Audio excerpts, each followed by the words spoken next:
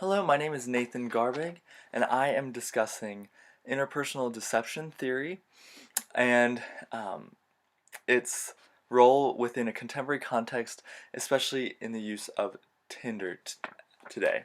So let's get started and let's discuss what IDT or interpersonal deception theory is. From now on, I will be referring to interpersonal deception theory as IDT just because it's a lot shorter for me to say. So according to Burgoon and Bueller, deception is a deliberate act perpetuated by a sender to engender in a receiver beliefs contrary to what the sender believes is true to put the receiver at a disadvantage. Therefore, interpersonal deception theory is the act of communicative messages and the interaction between two parties when deception is present. So there are three major forms of deception: falsification, concealment, and equivocation, and let's quickly run through all three of them just to get a better understanding. So falsification, these are considered by theorists of IDT as the big lies. This type of deception relies on untruthful or fraudulent communicative messages. So I don't know if you've done this, but I definitely have. When I was little, I slapped my brother in the face, and when I was asked if I did it by my parents, I lied straight to their faces and said no. This would be an example of falsification. The second form of deception within IDT is concealment. So think of the makeup product concealer when thinking about this type of deception. It's covering up the truth by not bringing attention to the situation. Sometimes people argue whether withholding information is really telling a lie. Where concealment and withholding information may not be considered a lie, I would definitely consider it deception, and so did the theorists as well. So I have gotten gotten pulled over 4 times, but have never gotten a speeding ticket. So I've never told my parents that information. I've withheld that from them because I thought, since I didn't get them, why would you need to know? That is a form of concealment. And finally, equivocation is the third type of deception. These are considered the white lies, and it's considered the slightest form of deception within IDT. These are ambiguous and unclear messages used to trick a deceiver of a message. So for example, and again I'm going to talk about an actual example in my life, I was running late for a meeting, and so I told the person that I was meeting that I was just coming from a lunch meeting. That lunch meeting, however, was meeting a friend for lunch at Chipotle. A little different, but just switching it up a little bit and being ambiguous, and there I have a white lie. So why is this important? Well, first of all, 1/4 to 1/3 of communicative messages and conversations utilize some sort of deception. So it's important to understand going into all of our communication and any communication form that we utilize, to have that in the back of our minds. Second of all, saving face among communication and among communicators is deception is actually considered one of the easiest ways to save face. People also use deception to save their reputation, show that their self-worth is great, and it's usually goal oriented, and I'll get to that in a little bit. And then finally, it's really good to know that deceitful messages rise most in close relationships. So whether it be friends, family, siblings, co-workers, other significant others, these close relationships usually tend to have more deception than relationships that are just beginning. So knowing the reasons and tendencies of IDT deception helps us be able to pick up on deceptive tactics when we are being deceived. So speaking of picking up on deceptive tactics, let's talk about how nonverbals play into deception. According to the theorists of IDT, nonverbals are the primary way to detect deception. So detection refers to when a receiver begins to believe that they are being deceived through transmitted sender messages. So when detection sets in, the receiver will usually internalize the deception first. So this means that they'll understand, I believe that this person is lying to me. So once they do that, there are two things that they might do. The first one is approach the situation. So that might mean by calling them out, fighting them if they're hot-headed, or discussing, hey, I think you're lying to me, or telling me untruthful information. What's up? If they are cool about the situation. The second thing that they might do is let it go or let the lie continue and just go into that situation knowing this person tends to lie, so I'll take what they say with a grain of salt.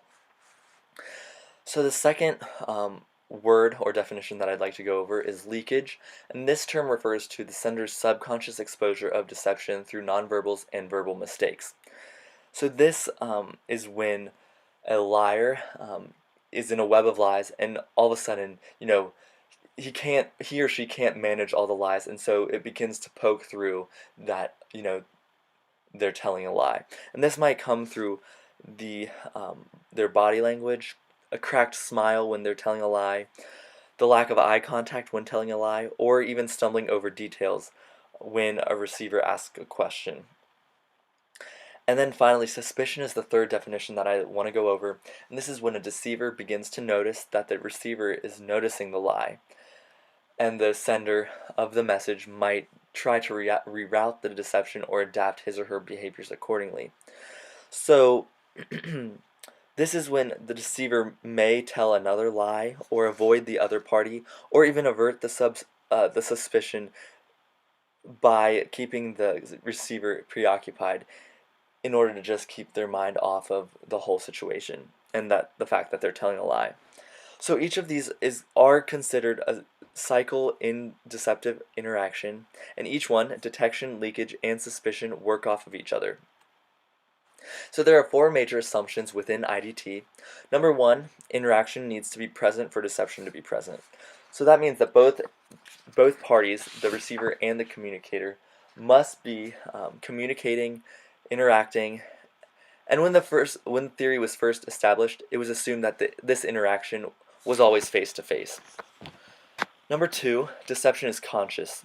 So both parties are putting forth mental effort into the interaction. And additionally, deception is a conscious effort. So people, when they are deceiving someone, they're not saying, "Oh, I never knew that I was deceiving this person." No, they go into that saying, I have to tell a lie, or I need to tell them a little bit of untrue information. 3. Deception is goal-oriented.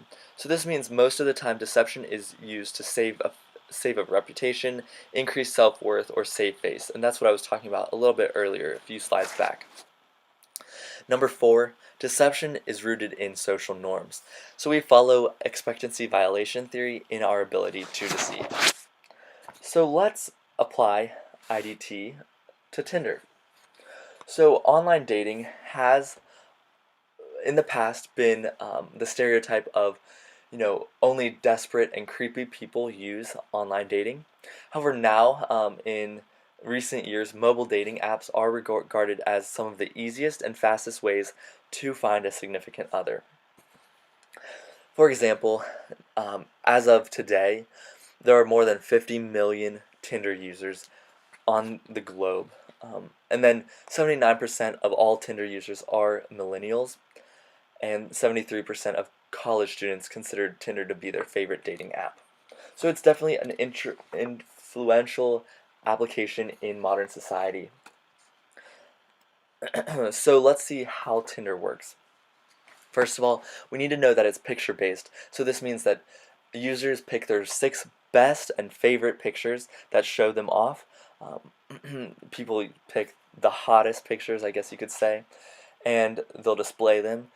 Users can also use the About section as a way to expand on their interests and personality, but it's secondary to the physical attractiveness of the pictures.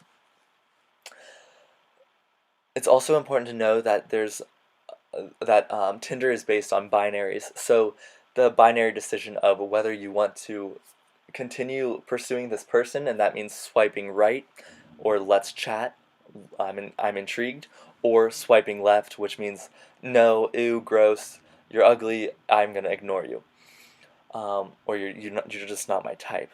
So once you swipe right with someone and they swipe right with you, it becomes a match, and matching opens up access to the chat function so that you can get to know the person on a deeper level. So let's talk about deception on Tinder. So first of all, it's important to know that the entire internet has lies all over the place, and so Tinder is no different. In fact, Daily Mail, in an article, found that 72% of men have lied about financial status, wealth, or careers, or their career. It's also been noticed that they've lied about their relationship status, interests, or even their entire identities. And this entire identity lying comes in, or is when catfishing comes into play.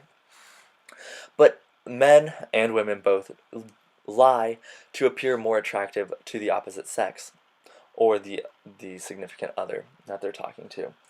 So let's critique IDT in the context of this contemporary setting of Tinder. So first of all, face-to-face communicative theory. When when IDT was first established, it was considered a face-to-face communicative interpersonal theory. And so, unfortunately, it's unfair to not categorize digital interpersonal communication into this theory, especially because most interpersonal relationships today utilize social and digital communication within computer-mediated messages on a daily basis. So that's one thing that I would like to add to this theory, that it doesn't only have to be face-to-face communication, but it can be over computer-mediated messages, texting, digital, any of that communication. However, that comes to our second point, where leakage and detection techniques were always identified through nonverbals. Well, when conversing or communicating with computer-mediated messages, nonverbals are not always the way one will identify deception. Instead, deception has to happen through comparing pictures, reading the about section content, and comparing it to the actual messages when you're chatting. And unfortunately, scammers have been able to use Tinder and other dating apps because of this inability to use nonverbals to identify deception. So, if someone's not only able to use nonverbals to identify leakage and detection of deception, it's important that on Tinder, when you're using Tinder or any other form of social media, that the user knows that deception is bound to happen at some point, and they go into that context with that mind and being smart about the situation. So, thank you so much for listening to my critique of IDT in a contemporary context within Tinder. These are all the references that I used. And here's the second page of references. Thank you so much again for listening, and I hope that you were able to gain some information about interpersonal deception theory.